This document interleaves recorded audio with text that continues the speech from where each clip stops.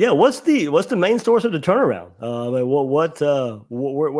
If you had to pinpoint on offense and pinpoint on offense and defense, why has the turnaround been there?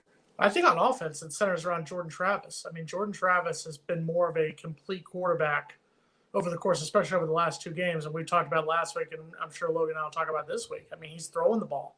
You know, it was one thing how he was an athlete with running the ball. Now he's finally throwing the ball. He's finally completing passes on a consistent basis. And I think he's finally becoming a real well-rounded quarterback.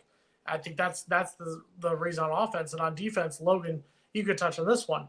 That front seven's playing like game busters right now. Keir Thomas, Jermaine Johnson, Robert Cooper, the linebacker core. I mean, they're finally playing like they know that Florida State's capable of. And I think that's finally they're playing that turnaround. And you look at two games, and Logan touched on based on this one, I think you could have argued that on paper, there's no way Florida State should have beat Miami and then gone up and beaten Boston College. And that consistently, in that first half, looking amazing against Boston College, and they finally did it. So I think they're finally getting hot at the right time.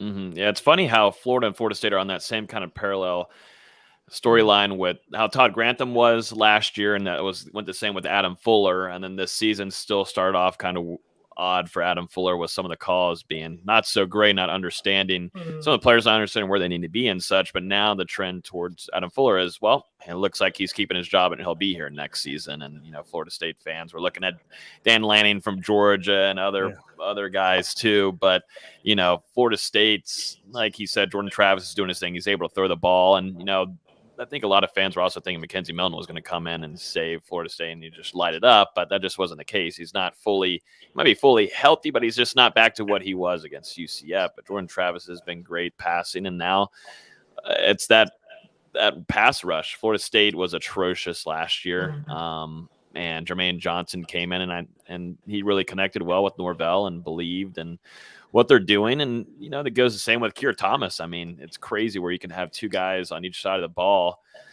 you know, tearing it up. But the thing is, you're going to lose them next season, which really stinks. And that's going to hurt FSU. But, you know, I think it's still a process, and you've seen it too down there in Gainesville, the whole transition of a coaching change. It takes a while. It's not going to happen overnight. Every Florida team, every fan base in Florida wants it to be that first season. They're back. They're fighting for ACC, SEC championships.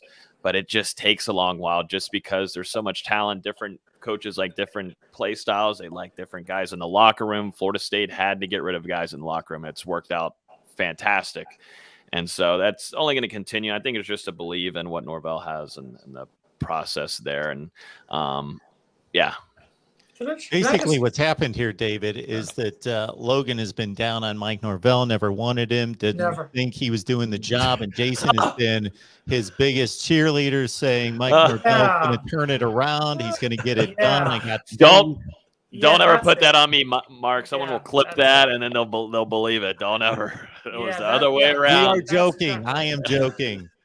Yes. Oh man. Hey, one more on that, and I think this is really good for Seminole fans out there, because this is something I think doomed Dan Mullen at his time at Florida early in his career. He was never able to build on beating FSU his first 2 years and beating Miami in 2019 as well. Had those head-to-head wins, but never really translated to recruiting on the in recruiting and being able to basically widen the gap far while FSU and Miami's down, not being able to really widen that gap talent-wise over those two teams. And FSU's recruiting class started this season, really up there in the top 10, competing with some of the nation's best prospects up there. And now already got a win over Miami. Now you have it doesn't matter what's going on at Florida. You still got a chance to get a win over them. What do you guys think? Like, is this a way to keep building upon and maybe even take advantage of head-to-head wins over Florida and Miami? I'll say this. I'm down here in South Florida. I'm just outside Fort Lauderdale. One of the things I'll give Mullen credit for is that he did recruit South Florida. He came down here. He would get guys from Miami, the Fort Lauderdale, Broward County area, and he did that. But I guess that's what puzzles me a little bit, is that you're getting great guys from South Florida, and they're not being able to turn it around, get over that hump, get them that SEC championship over the last 4 seasons. I think Norvell has been able to so far capitalize the South Florida recruitment. He's getting South Florida guys. He's getting those guys from the Orlando, Tampa area to commit so far. So I think a win over Florida would go a huge way to capitalizing, maybe getting a couple guys we've talked about, Julian Armello, who's from down here in St. Thomas Aquinas, Marvin Jones Jr., a legacy recruit, being able to get some of those guys to come into Florida State.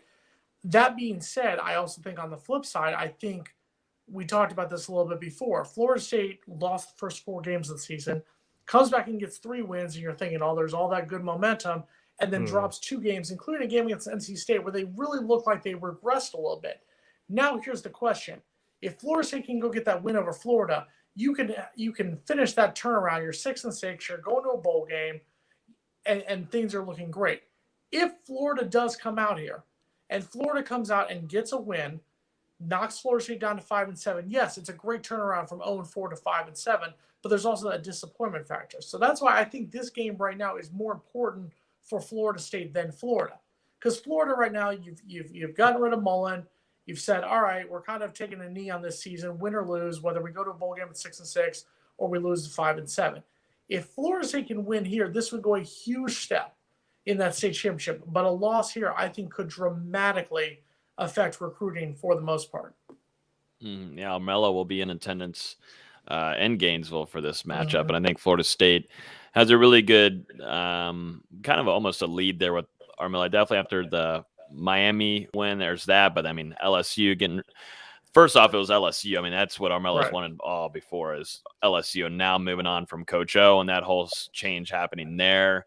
Florida up in a raid there with what they want to do on the offensive line, coaching gig. You know, it just kind of allows for Florida State. Alabama seems to be moving on from Armello just because they just have everything that they want. So that's just how Alabama works. But, you know, just in different races, you know, Marvin Jones Jr., that's huge, gigantic for FSU. Like we talked about earlier, you're losing Jermaine Johnson and Keir Thomas, your 2 big-time defensive players overall on that defense. And, you know, Marvin Jones Jr. can come in and play right away.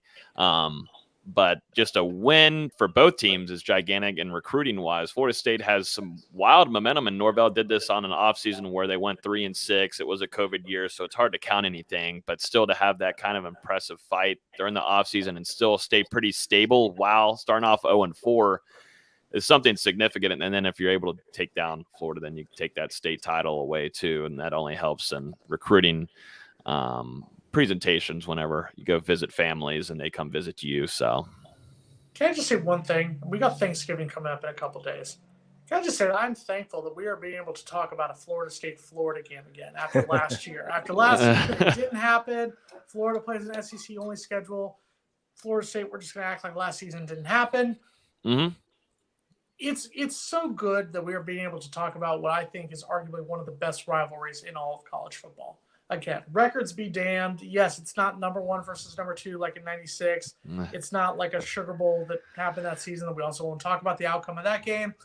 It's not like any of these other great games, but it's a game that is going to matter just as much. There's going to be garnet and gold, orange and blue screaming on Saturday inside the swamp. So it's finally good that we've got this game back again.